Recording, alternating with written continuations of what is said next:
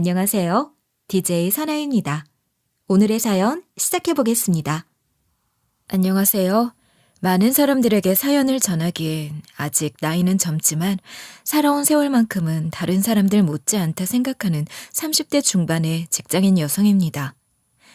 제 이야기를 알려드리기에 앞서 제 인생을 조금 축약해서 설명해 드리자면 정말 휘황찬란했다. 파란만장 인생이라는 단어가 참 어울리지 않나 싶습니다. 그만큼 어린 시절부터 남들은 겪지 못할 경험들을 정말 많이 겪고 자랐는데요. 그 때문인지 최근 인생 최고 소중한 인연을 떠나보낸 뒤엔 정말 말로 다 할 수 없는 슬픔을 경험하기도 했죠. 물론 그 슬픔 뒤에는 또 다른 행복을 경험할 수 있었지만 말이에요. 어쨌든 제가 이렇게 사연으로 찾아오게 된 건 이 슬픔과 행복 두 가지 일을 한 번에 겪게 만든 사건 때문이기도 하니 이제 제 파란만장 인생 이야기를 한번 시작해 보겠습니다. 제 인생의 가장 처음에 파란만장한 나날. 그건 사실 평범한 가정에서 자란 사람들이라면 절대 겪지 못할 일들일 거라고 생각해요. 사실 전 갓 태어난 상태에서 길에 버려졌던 갓난아이였거든요. 이제 막 여름에서 가을로 넘어가는 제법 좋은 날에 버려졌기에 망정이지 아마 겨울이나 한여름에 버려졌다면 지금 이렇게 자라서 여러분께 이야기를 전하지도 못했을 겁니다. 아무튼 이렇게 버려진 저. 당시 고아원 원장님이 발견해주지 않으셨다면 정말로 어떻게 됐을지. 그래도 낳아준 부모가 부모이기는 했는지 고아원이 있던 장소에서 멀지 않은 놀이터 한 구석에 절 버려두었기에 원장님이 발견할 수 있었지. 그렇지 않았다면 생을 단언할 수 없었을지도 모릅니다. 그렇게 전 신생아 시절부터 고아원에서 지내게 되었고 제가 다른 사람들과는 다른 평범하지 않은 상황이라는 것도 어린 나이에도 눈칫밥으로 은연중에 깨닫고 있었습니다. 그래서 저에게 다가오는 사람들에게 썩 친근하지 않아 사실 입양의 기회도 몇 번이나 놓친 상태였죠. 그러다 어떻게 인연이 닿았는지 절 키워주신 양부모님을 만나게 된 거예요. 그때는 아직도 생생하게 그림처럼 떠오르는데요. 제가 8살 무렵이었죠. 겉으로 보기만 해도 딱 부티가 흐르는 한 부부가 아이 입양 절차에 대한 설명을 원장님으로부터 듣고 난 뒤 고아원을 한 바퀴 둘러보던 중이었어요. 지금의 저는 어른이지만 사실 생각보다 저처럼 고아로 자란 사람들은 이런 입양의 순간을 반기지 않을 때가 많습니다. 왜냐하면 세상으로부터 받은 곱지 않은 시선, 편견들을 피할 수 없었으니까요. 그래서 고아원을 둘러보던 양부모님을 경계하며 전 화장실에 숨어있던 찰나였어요. 그러다 하필이면 속이 좋지 않아 화장실을 방문했던 양어머님과 눈이 딱 마주치게 되었고 어떻게 보면 제 의사와는 상관없이 입양 절차를 밟게 되었죠. 당시에 저는 제가 생각해도 너무나 삐뚤어진 상태였어요. 공을 동그랗다 말을 해도 뾰족하다 생각하던 시기였으니까요. 그래서 입양된 뒤 양부모님의 가슴에 정말 대못을 한 번도 아니고 여러 번 받기도 했습니다. 대표적으로 저지른 사건들을 몇 개 정도만 알려드리자면 제 입으로 말하기도 좀 민망합니다. 아마 그때가 초등학교 6학년 올라가서 새학기 시작하고 얼마 지나지 않았을 거예요. 절 입양했던 양부모님은 경제적으로 어렵지 않던 분들이었기에 용돈만큼은 남부럽지 않게 챙겨주시곤 했거든요. 그런데 어리고 철없던 전 그런 양부모님의 배려도 모르고 그 돈을 아주 제가 벌어서 쓰는 것처럼 펑펑 가져다 쓰곤 했죠. 그러다 하루는 양아버지가 이러다 제 버릇이 잘못된다면서 용돈을 반으로 뚝 끊어버린 거예요. 그 때문에 사건이 일어난 거죠. 수중에 있던 돈이 없어지니 돈을 어디서 어떻게 구하겠어요? 어렸던 전 생각한 거죠. 애들이 자주 들락날락거리는 문구점에 돈이 없을 리가 없다. 매번 간식 사 먹겠다 방문했던 곳이니 그곳의 현금 보관통을 어떻게 관리하고 있는지도 눈치껏 다 알고 있었고요. 그렇게 제 나름대로 계산이 끝나고 완벽하게 돈통을 훔쳤다 생각하던 순간 저는 몰랐던 겁니다. 사실 어른들 눈에는 그 행동들이 다 보인다는 사실들을 말이죠. 어떻게 됐냐고요? 바로 주인 아주머니께 걸려 된통 혼났죠. 이 어린 것이 도대체 어디서 배워먹은 손버릇이야? 너 당장 부모님 전화번호 대지 못해? 내가 잘못한 건데 왜 우리 부모님 데려오라 말아 하세요? 아주머니가 뭔데요? 아니, 이것이 어디다 어른한테 말대꾸야? 아, 너 안 되겠다. 너 이 앞에 있는 초등학교 다니지? 나랑 같이 네 담임한테 가자. 가면 너희 부모님 면상도 볼 수 있겠지. 싫어요. 싫다니까요. 이거 당장 놔요. 어리고 삐뚤어진 심보를 가진 저는 주인 아주머니께 반항을 했고 아주머니는 제 반항에 여기저기 생채기가 났습니다.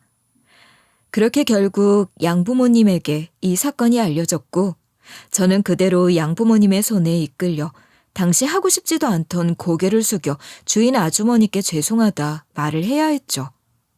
당시 어렸던 저에게 반성보다는 배신이라는 감정이 먼저 앞섰던 것 같아요. 그래도 내 부모를 자처한 사람들인데 어떻게 내 편을 들어주지 않을 수 있나 하고 말이죠. 거기다 사건은 이뿐만이 아니었어요. 그렇게 중학생이 된 전 아주 파란만장한 질풍노도의 시기를 보냈습니다. 앞선 사건 이후 양부모님에 대한 제 신뢰는 바닥으로 떨어졌고 저는 가히 논다는 친구들과 어울리면서 온갖 나쁜 짓을 일삼고 다녔죠. 가장 자주 했던 일은 바로 친구들과 함께 길거리에 세워진 오토바이들을 몰래 훔쳐서 타고 다녔던 일이었어요. 지금 생각해보면 아주 정신이 나간 일이었죠. 다행이라면 양어머님이 우연히 시장을 가다 친구 등 뒤에 타고 있던 저를 발견하고는 제가 이런 짓을 자주 하고 다닌다는 걸 알게 되셨다는 겁니다. 그 덕에 제 비행은 생각보다 일찍 발견되어 이런 못된 짓을 하지 못하게 혼쭐을 내달라며 경찰서까지 불려가기도 했죠. 하지만 여기에 그치지 않았어요. 요즘은 그런 말 많이 하잖아요. 멋모르는 애들이 일부터 저지르고 본다고요. 이제 고등학생으로 머리가 제법 컸다 생각한 전 혼자서도 일을 할 수 있는 나이가 됐지 않냐 하면서 가출을 일삼았습니다. 거기에 중학교 시절처럼 좋지 못한 친구들과 어울려서 술도 마시고 길에 다니던 동급생들을 상대로 일명 삥까지 뜯고 다녔죠. 물론 지금의 전 깊이 반성하고 혹시라도 제게 사과를 원한다는 사람들이 있으면 땅바닥에 납작 엎드려서라도 사과할 생각이 있는 사람입니다. 아무튼 이런 저의 일탈에 양부모님의 가슴에는 대못이 한두 개가 박힌 게 아니었고 지금까지 초중고 해서 큼지막한 사건들만 이야기를 드린 거지 사실 세세하게 따지고 들면 정말 많은 문제들을 일으켰기에 사실 사연을 보내도 괜찮을까 고민도 했었어요. 제 행실이 이렇다 보니 중학교 2학년부터였나? 양아버지는 절 내다버려야 한다. 집안을 망하게 만들려니다 하면서 욕을 하시기도 했고요. 그때마다 양어머니가 그래도 본인들이 책임지기로 한 아이다 하시면서 절 진심으로 아껴주는 모습을 많이 보여주셨습니다. 아마 이런 양부모님의 양극화된 모습에 아직 정신적으로 성숙하지 않았던 어린 전 갈팡질팡 인생의 갈피를 못 잡고 살았던 것도 같습니다. 아무튼 그래서 제가 언제쯤 정신을 차리고 지금처럼 올바른 사회인으로 자랄 수 있는 계기가 있었을까 궁금하시죠? 저도 제 과거가 아주 개판이라는 걸 잘 알고 있기에 당시에 있었던 사건만 생각하면 아직도 눈물이 찔끔 나오곤 한답니다. 그도 그럴 게 이런 못된 양딸 구하겠답시고 몸을 날린 양어머니는 이날의 사건 때문에 왼쪽 검지 한마디를 잃게 되셨거든요. 그날은 정말 끔찍하면서도 기억이 생생해서 지금도 꿈에서 가끔 그날의 악몽을 꾸곤 하는데요. 여느 날과 다르지 않게 그날 역시도 친구들과 밤 늦게까지 나가서 놀고 있었습니다.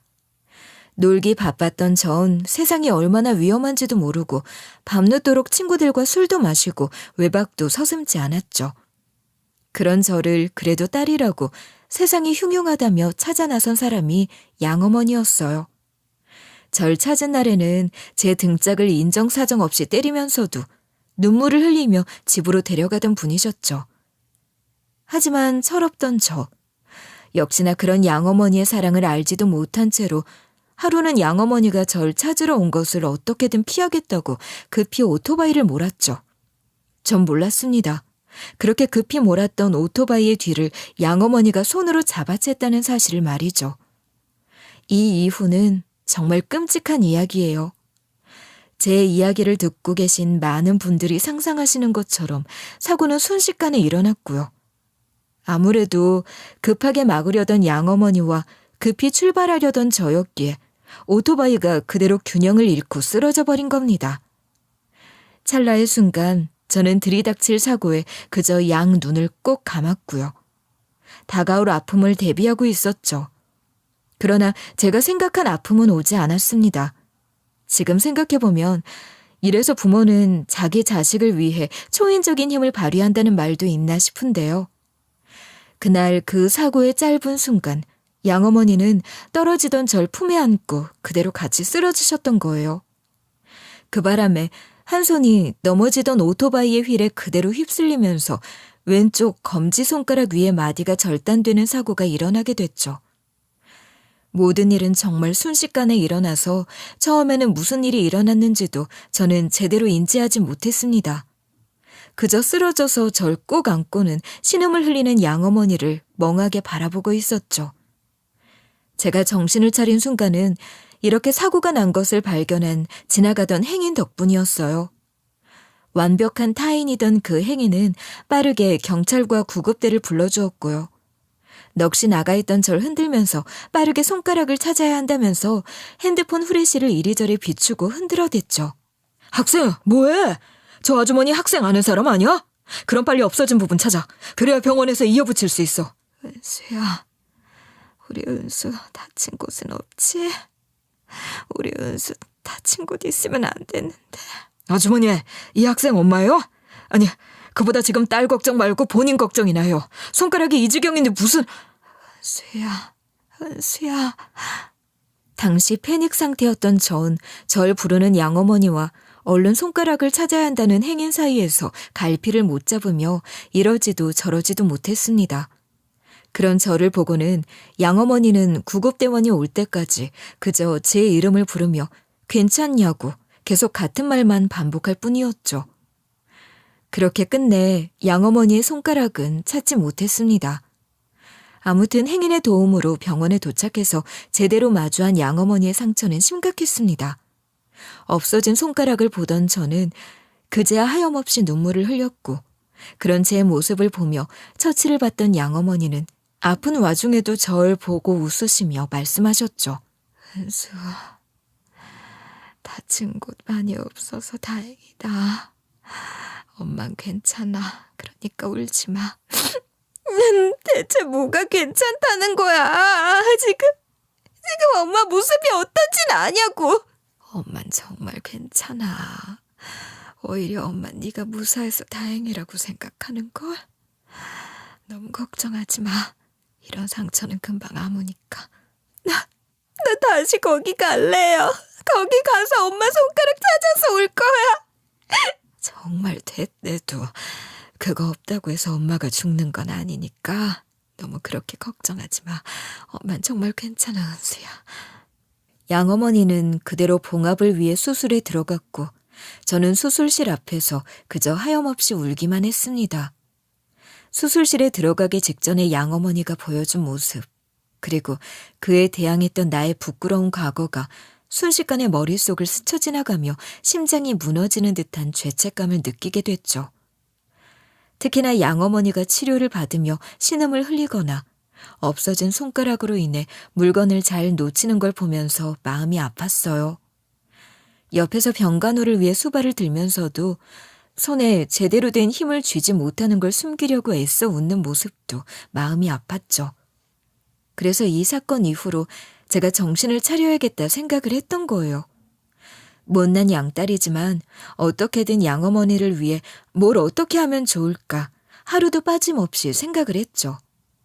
그렇게 내린 결론은 바로 공부였습니다. 당시 학생인 제가 많은 부로 양어머니를 행복하게 할 수도, 가진 능력이 좋아서 양어머니를 기쁘게 할 수도 없으니 이제라도 학생의 본분을 다하자 생각했죠. 그래서 정말이제 아득바득 이를 갈며 수능을 준비했습니다. 주변에서는 그런 저를 보면서 그런다고 없던 성적이 나오냐 수군거리곤 했지만 그런 것들은 전혀 귀에 들어오지도 않았죠. 그러다 양부모님이 나누는 말을 우연히 듣게 된 겁니다. 여보, 오늘 당신한테 말하고 싶은 게 있어. 사실 내가 암이래. 이번에 검사 받다가 이상이 있어서 봤더니 내가 자궁암이래. 뭐라고? 당신 지금 뭐라고 했어? 당신이 암이라고? 어디 검사지 좀 보여줘봐. 당신이 무슨 암이야? 이렇게 건강한 사람이. 쉿, 은수가 들어. 당신 일단 목소리 좀 낮춰. 아무튼 이번에 당신도 그렇고 나도 그렇고 오랜만에 검진 받았잖아. 나중에 선생님이 따로 나보고 자궁 쪽에 검사 좀 제대로 해보자 해서 받았는데 나보고 지금 자궁암 말기라더라. 이미 전이가 많이 된 상태라 자궁 꺼내도 상황 좀 지켜봐야 될 것 같대. 그러면 그건 뭘 어떻게 해야 한대? 자궁 드러낸다면 수술해야 한다고? 수술은 얼마나 들어간대? 그리고 수술하면 당신 살 수나 있대? 전이도 많이 됐다며. 일단 큰 소리는 말고 내일 같이 병원 가서 설명 들읍시다. 어? 나도 무서워 지금. 당신보다 내가 더 무섭다고. 내일은 나도 일이 많아서 바쁜데. 아무튼 알겠어. 내일 나도 어떻게든 시간 내볼 테니까 당신도 보험 이런 것들 좀 알아봐. 수술하면 돈 엄청 들어갈 텐데 생돈을 주고 그걸 할 수는 없잖아. 양어머니의 암 소식에 정말 하늘이 노래지는 것 같더라고요. 손에 공부가 잡히지 않았죠. 양어머니는 자신이 아픈 사실을 숨기고 싶어 하셨는데요.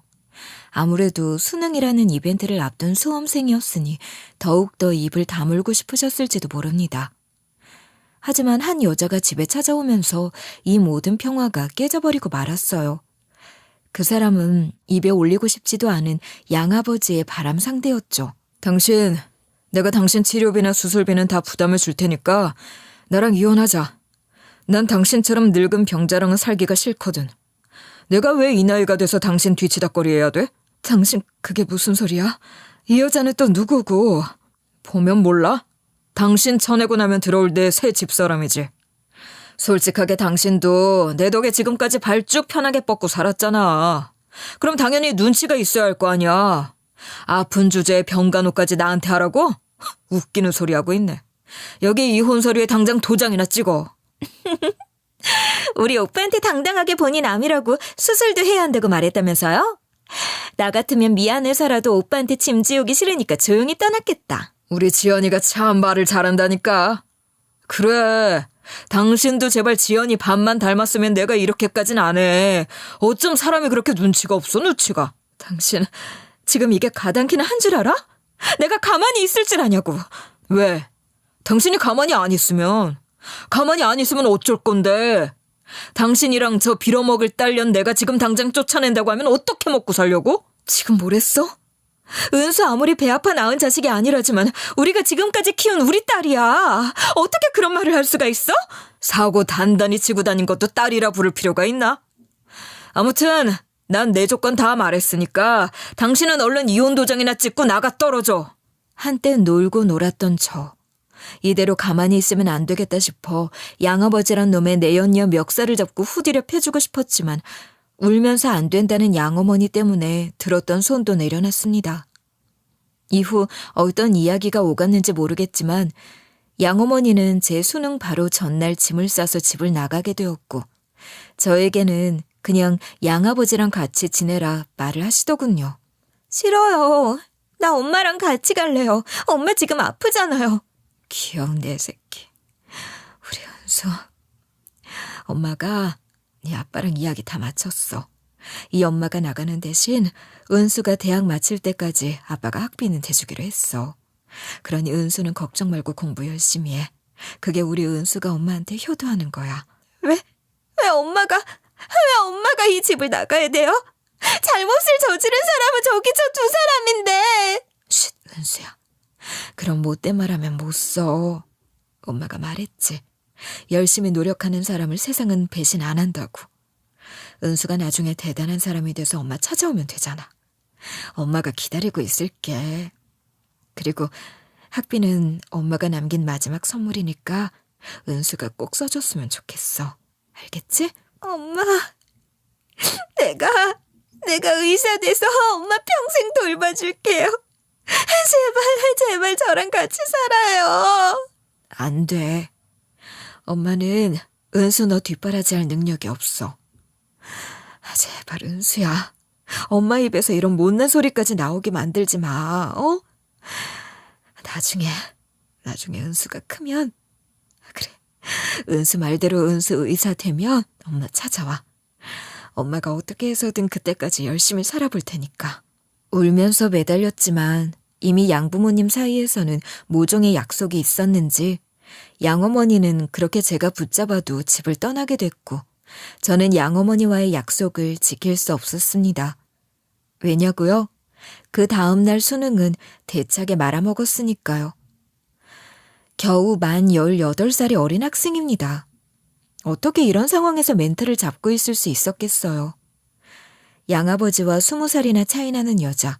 그 여자는 양어머니가 사라짐과 동시에 곧바로 집을 점령했고 저는 20살이 되기 직전에 얼마 되지도 않은 시간 동안 엄청난 괴롭힘에 시달려야 했죠. 양아버지는 당연한 듯 자신의 여자친구가 하는 행동을 막지 않았고요. 그렇게 다음해 2월 고등학교 졸업식을 보내고 곧바로 도망치듯 집을 나오게 되었죠. 분명 양어머니는 대학 비용을 양아버지가 다 대주실 거라 했지만 돌아오는 것은 저한테 줄 건 아무것도 없다는 말이었어요. 분명 양어머니가 아무것도 없이 나갈 뿐은 아니었을 텐데. 하지만 그런 자세한 내막을 알 리 없던 저였기에 더 이상 얻을 것이 없는 이 집구석에 있을 필요가 없었던 거죠. 아무것도 없는 갓 20살이 된 여자. 수능도 제대로 보지 못해 대학도 들어가지 못해 이력서에 대학교 이름은 쓰지도 못하던 당시 제 상황에 저라는 사람을 써주는 곳은 없었습니다. 그나마 다행이라면 이런 제 사연을 딱하게 여겨준 한 가게 사장님이 절 직원으로 써줬다는 거겠네요. 그래서 당분간은 숙식을 해결할 수 있었죠. 솔직하게 아무것도 없이 집을 나온 제가 선택할 수 있는 선택지는 몇 없었습니다. 단순하게 할 수 있는 일은 예전에 8살까지 신세를 졌던 고아원 원장님을 찾아가는 일이었는데요. 면목은 없었지만 믿을 수 있는 어른 중에는 당시 신세를 지던 사장님과 원장님 이렇게 둘밖에 없었는데 얼굴을 본 지 얼마 안 된 사장님보다는 원장님에게 제 상황을 더 자세히 말하고 도움을 얻는 게 좋겠다 판단을 내리게 됐죠. 그래서 하루는 사장님에게 쉬는 날을 받아 원장님을 찾아갔습니다. 원장님은 제 이야기를 듣고는 굉장히 분노하셨죠. 분명 잘 지내고 있을 거라 생각하고 얼마 전까지는 잘 지내고 있다는 소식을 제 양어머니로부터 듣고 있었다고 했으니까요. 저는 그 말에 당장의 양어머니의 연락처를 받았지만 이미 양어머니는 번호도 바꾼 채로 잠적한 상태였습니다. 원장님 역시도 양어머니가 집을 떠나던 그날 이후로는 어떤 연락도 받지 못했다 했고요. 한동안은 시무룩했지만 그렇다고 이렇게 기운 빠진 채로 지낼 수는 없었죠. 혼자 힘으로 이제 세상을 살아가야 했으니까요. 그래서 원장님에게 많은 조언을 구했던 것 같습니다. 제가 복이 있다면 바로 이렇게 도움을 주는 손길들이 그나마 제 곁에 남아있다는 거였어요.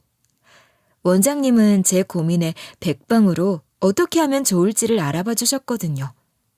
원장님이 우선 제게 요구한 것은 그간 제가 고등학교 때 봤던 시험 성적들이었습니다. 분명 제 학생 기록부에 고등학교 1학년까지는 좋지 않은 말들이 가득했지만 2학년부터는 제대로 된 생활을 시작했기에 좋은 말들이 많이 적혀 있었어요.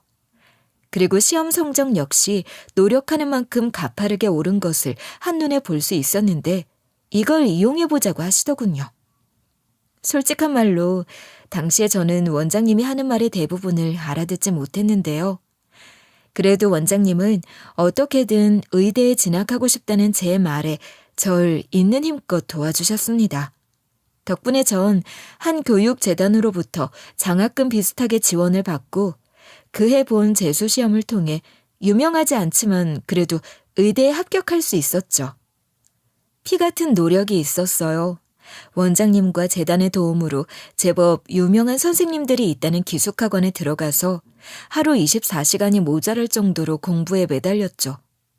말이 기숙학원이지 지금 생각해보면 거의 사람도 못 만나는 교도소 생활이나 다름이 없긴 했습니다. 공부를 하니 많이 했던 머리라 생각보다 배우는 것들이 쑥쑥 머리에 들어가서 자리 한 켠을 채워주었고요. 성적은 나날이 좋아져만 갔죠.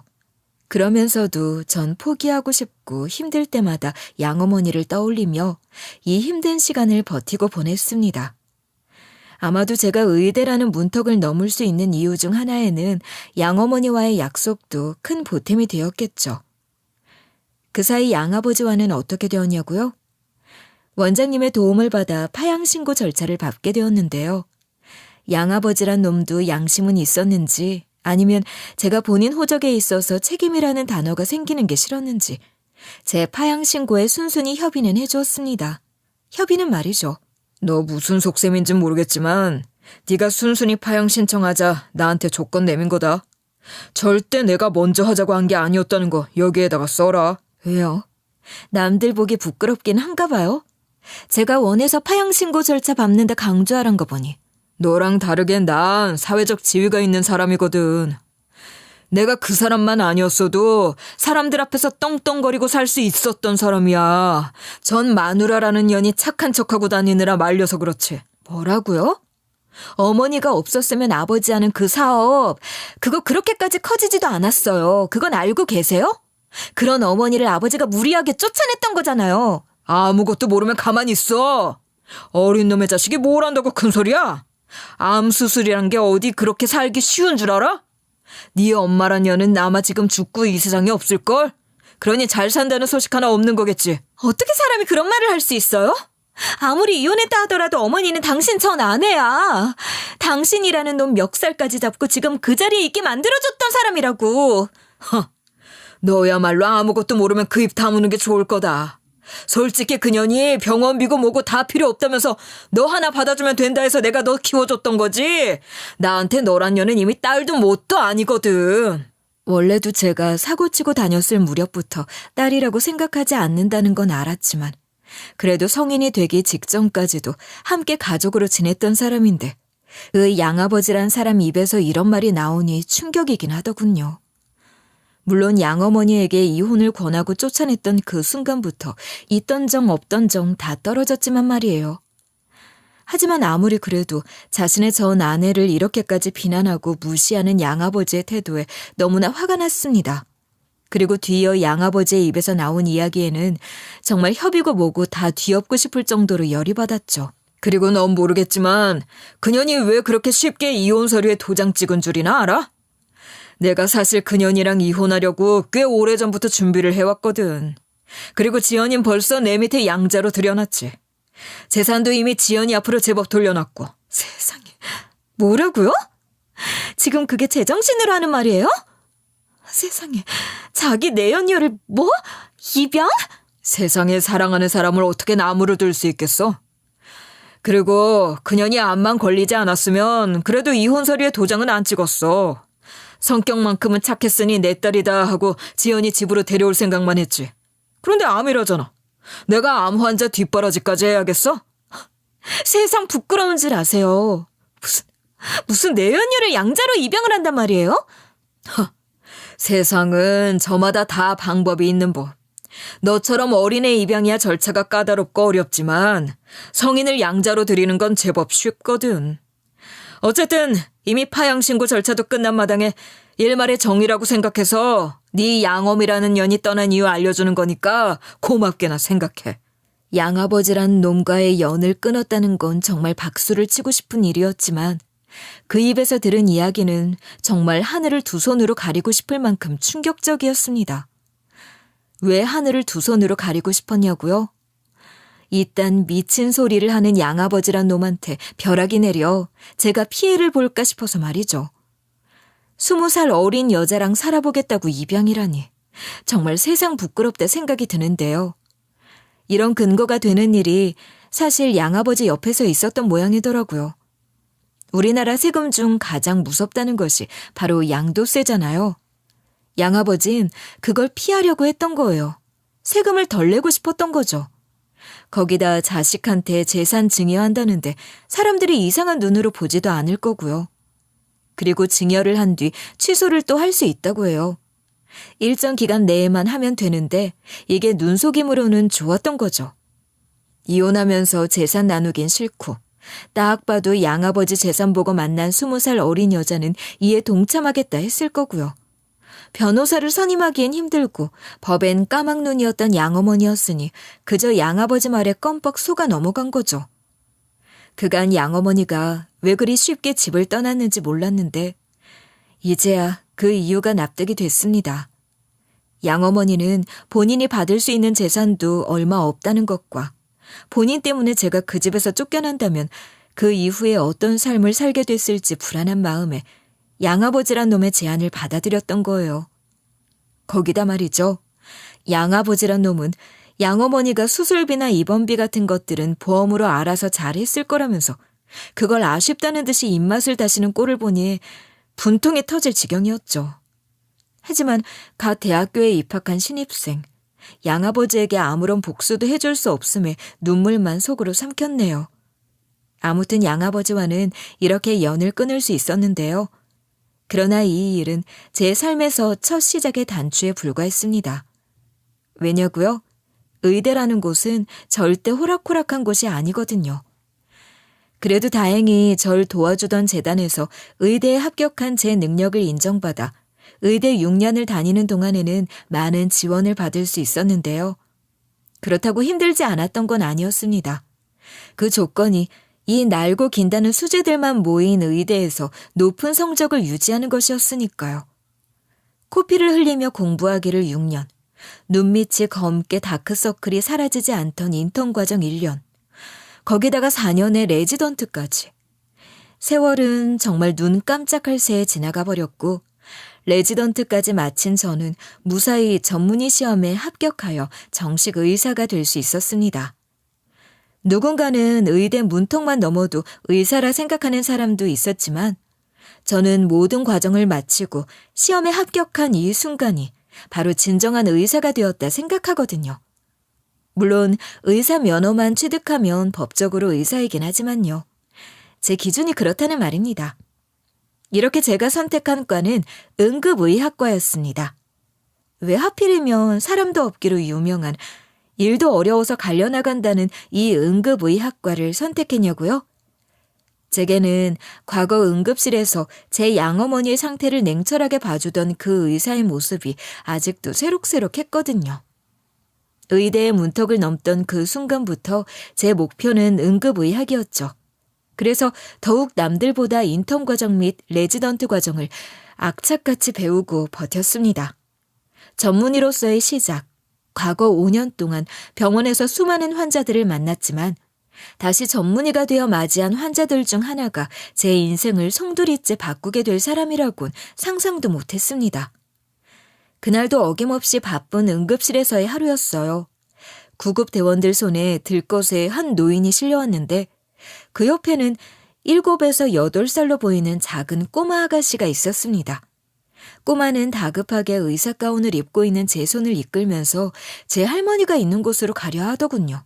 저희 할머니가 숨을 안 쉬어요. 빨리 저희 할머니 살려주세요. 진정하렴. 꼬마야, 일단 여기 봉투에 숨 불어넣으면서 계속 숨 쉬고 있어. 봉투 벗으면 안 된다. 알겠지? 선생님이 할머니 상태 봐줄 테니까. 선생님. 저희 할머니 빨리 봐주세요. 얼른요. 꼬마는 어찌나 급했는지 과호흡이 온 상태였기에 적절하게 조치를 취하고 바로 들어온 응급 환자에게로 향했죠. 제가 꼬마의 손에 쉽게 이끌려갔던 것은 어찌 보면 과거의 제가 거기에 겹쳐 보여서 그럴지도 모릅니다. 그 꼬마의 절박한 외침에 과거 양어머니를 향해 소리쳤던 제 모습이 떠올랐으니까요. 전 간호사 한 분을 불러 꼬마의 과호흡에 대해 설명을 한 뒤 들것에 실려온 할머니의 얼굴을 보고 바로 응급처치에 들어가려고 했습니다. 우선 손가락에 맥박을 측정하는 맥박 산소 측정기를 부착해서 혈액 내 산소 포화도와 심박수를 먼저 측정하려고 했는데 순간 멈칫하고 말았죠. 왜냐고요? 보통 검지나 중지에 집게를 집어 심박수나 산소 포화도를 측정하는데 할머니의 왼손 검지에는 있어야 할 손가락 한마디가 없이 뭉퉁하게 되어 있었거든요. 순간 긴급한 상황임에도 저도 모르게 할머니의 얼굴을 다시 한번 더 보게 됐죠. 많이 나이든 모습이었지만 어딘가 모르게 옛날 양어머니의 특징들이 남아있는 것만 같았습니다. 아마도 뒤에서 들려온 꼬마 아가씨의 목소리가 아니었다면 저도 모르게 제대로 된 응급처치를 못할 뻔도 했지만 다행히 할머니를 봐달라며 우는 꼬마 덕분에 정신을 챙긴 다음 의사로서 제대로 된 응급처치를 진행했습니다. 다행히 위급한 상황은 아니었는지 할머니는 미약하게나마 숨을 쉬기 시작했고 서서히 맥박이 정상으로 돌아오기 시작했죠. 오늘도 환자를 무사히 살렸다는 안도감도 잠시. 저는 서둘러서 간호사에게 가서 해당 노인의 인적사항을 확인하기 시작했어요. 원래는 자세하고 세밀한 인적사항은 의사라고 해도 함부로 알 수 없어요. 보통은 환자의 이름, 성별, 나이, 증상 이 정도만 파악을 하거든요. 그래서 제일 먼저 달려가서 환자의 이름과 나이를 알려달라 간호사에게 말을 했던 거죠.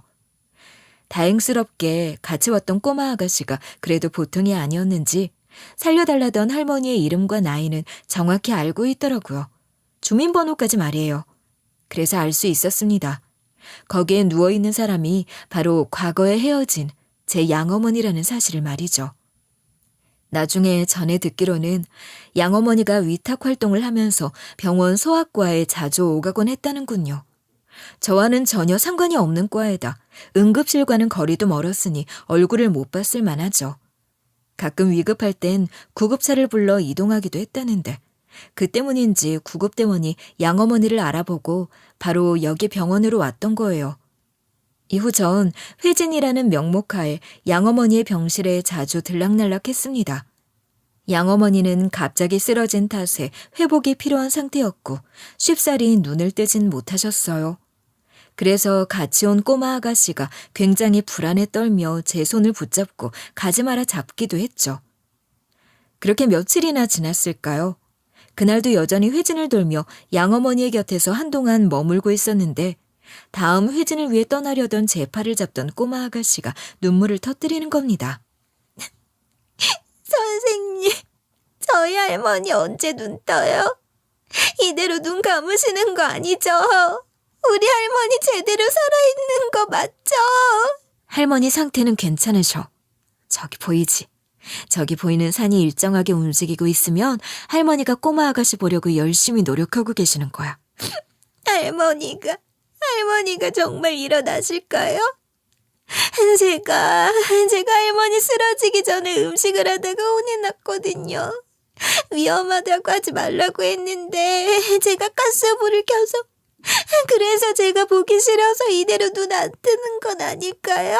아니야. 절대 할머니는 그런 분 아니니까 너무 걱정하지 말고 기다려보자. 아마 몇 밤만 더 지나면 할머니 금방 일어나실 거야. 사실 꼬마 아가씨를 위한다는 겸 뱉은 말이었지만 속으로는 저 자신에게 하는 말이기도 했습니다. 저 역시 이제 곧 일어나야 할 사람이 두 눈을 가만히 감고만 있는 것이 불안했으니까요. 양어머니가 병실에 입원하고 며칠이 지나도 손님이라고는 없기에 저는 의아하다 생각을 하기도 했는데요. 그래서 간호사를 붙잡고 물어봤는데 선생님, 얼마 전에 들어왔던 왜 꼬마가 울면서 할머니 봐달라 했던 노인 환자분 있잖아요. 그분 보호자는 없나요? 선생님, 잠깐만요. 어디 보자. 그 환자분 보호자가? 박지현님이라고 되어 있네요. 뭐라고요? 지현? 박지현? 정말 보호자 이름이 박지현이라고 되어 있다고요? 네. 그런데 왜 그렇게 놀라세요, 선생님? 혹시 아는 사람 이름이에요? 아무것도 아니에요. 그냥 이름이 제 지인이랑 똑같은 이름이겠구만. 그보다 걱정이에요. 환자분 보호자는 등록이 되어 있긴 한데 병원비 수납은 안 하셨다 그러더라고요. 저 환자분 일어나지 않으면 어떻게 될런지. 네? 병원비가 미납? 보호자가 있다면서요. 사실은 말이에요. 그 외 할머니 옆에 꼬마 아가씨 있죠? 그 아가씨가 울면서 어떤 여자한테 매달리면서 부탁을 하더라고요. 여자는 귀찮다는 듯이 꼬마 아가씨 밀어내면서 그 노인분 보호자로 등록하겠다 이름만 써놓곤 쌩하니 가버렸다 하네요. 그 뒤론 보이지도 않고. 병실이나 들락날락하던 저에게 간호사의 이야기는 충격적이었습니다. 아무래도 그 보호자를 자처한 여자가 소문나면 고소하겠다 들먹여서 직원들도 쉬쉬하던 모양이더라고요. 어이가 없었죠. 사태가 이 지경인데 양어머니 얼굴 한번 보겠다 회진만 하고 돌아섰던 나날들이요. 그래서 양어머니의 병원비를 일단 직접 수납하고 수납차 직원에게 다양한 정보를 듣고 기진맥진한 날이었습니다. 그렇게 며칠이나 더 지났을까요? 쓰러진 후 그래도 병원에서 치료를 꾸준히 받으며 증세가 나아지는 듯 보이던 양어머니는 여전히 눈을 뜨지 못하고 있어서 걱정이 이만저만 아니었을 때였어요. 그날도 바쁜 와중이지만 어김없이 양어머니의 곁을 지키는 꼬마에게 점심을 먹인 후 병실을 나서려고 하는 그때 작지만 소리가 들려왔습니다. 며칠이나 누워있던 양어머니의 작은 목소리가 말이죠. 양어머니는 어떻게 제 뒤통수만 보고도 제가 저란 걸 알아본 걸까요? 작게 들리는 제 이름에 저도 모르게 고개를 돌렸는데 그 순간 양어머니의 눈에서는 눈물이 펑펑 쏟아지고 있었습니다. 무언가 말하고 싶어 하셨지만 이제야 의식을 차린 사람에게서 제대로 된 목소리가 나오기가 쉽지 않거든요. 전 그런 양어머니의 상태를 알았기에 일단 나중에 얘기하자고 조용히 손을 꼭 잡아주고 병실을 나섰어요. 그리고 마침 잠시 자리를 비웠던 꼬마 아가씨를 발견하고 할머니가 일어났다 전해주었죠. 꼬마는 얼른 뛰어가더니 이내 할머니를 외치며 펑펑 우는 것 같더라고요. 한동안 의식을 회복하고 일상생활로 돌아가기 위해 노력하던 양어머니. 양어머니는 본인의 상태를 보던 제 얼굴을 보더니 나지막이 말했습니다. 눈물이 울컥 쏟아질 것 같았지만 양어머니의 말에 저 역시도 나지막이 대꾸를 해주었죠.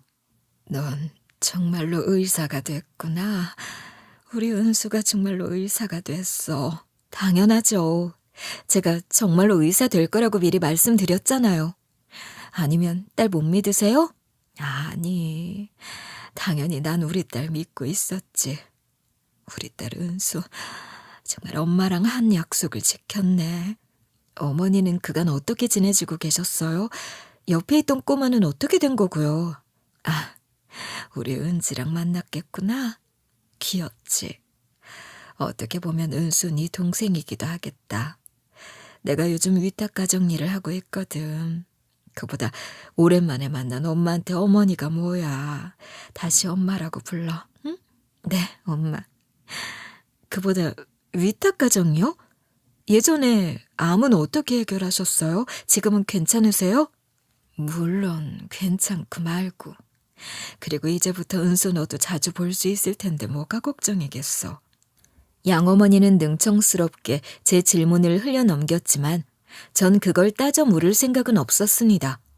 오히려 아직까지도 저와 비슷한 상황에 놓인 아이들을 위해 자신의 한 몸 던져 헌신하며 살았을 양어머니가 대단하다 생각을 했죠.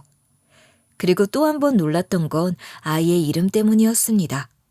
마치 제 동생으로 드리고 싶어서 이름을 붙인 것만 같아서 어쩐지 다시 한번 가슴이 뭉클했어요. 그도 그럴 게 양어머니의 자식이라면 곧 정말로 제 동생이라도 된 것 같았거든요. 그보다 엄마 보호자로 등록된 사람 저도 아는 이름이긴 하던데 설마 그 지현은 아니겠죠? 양어머니는 지금까지 잘만 이야기하던 입을 꾹 다무셨어요. 그리고는 마치 대답하기 곤란하다는 듯이 저를 쳐다보고 초조해하셨죠. 제발 제대로 말해주세요. 왜 그 사람이 엄마 보호자로 이름을 올려요? 엄마랑 무슨 관계가 있다고요? 그게 말이야. 그래. 너도 어차피 알아야 할 내용이니까. 실은 은지 그 아이가 예전에 봤던 네 아버지 애인 있지? 박지현. 그 여자가 낳은 딸이거든. 근데 그 사람이랑 헤어지면서 제 딸을 버리고 갔는데 너도 알다시피 네 아버지가 애들을 그리 좋아하지 않잖아. 그대로 보육원에 애를 맡긴 모양이더라고. 그걸 어떻게 알았는데요? 엄마가 그걸 어떻게 알아요? 사실은 예전에 왜 우리 옆집 살던 아주머니 기억나니? 가끔 반찬도 주고 했던. 그때가 마침 내가 속한 봉사활동 모임이 그 근처로 잡혔을 때였거든. 그때 만나서 들었던 거야. 분명 애 목소리가 들렸는데 어느 날부터 안 들린다고. 네 아버지 성격 알잖아. 그래서 그 근방을 한참이나 돌아다녀 찾은 거야. 그 사람들한테 그렇게 당해놓고도 그 애를 돌보겠다 집으로 데려온 거예요? 은수야, 어른이 잘못한 일이잖아. 은지 그 애가 선택한 일이 아니야.